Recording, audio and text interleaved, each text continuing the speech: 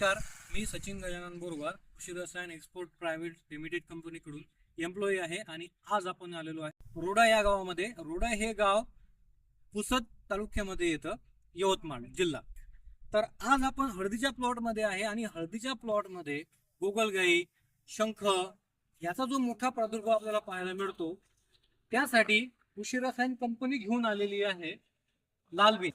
लालबीन यामध्ये थायोडिक कार्ब 75% आहे powder form मध्ये. याच्यामध्ये पावडर आहे, हे आपल्याला 4 ते 5 किलो पीठ घेऊन त्यामध्ये मिक्स करून जमिनीवर ज्या ठिकाणी आपले बेड आहेत त्या ठिकाणी टाकून द्यायचं, शिंपडून द्यायचं.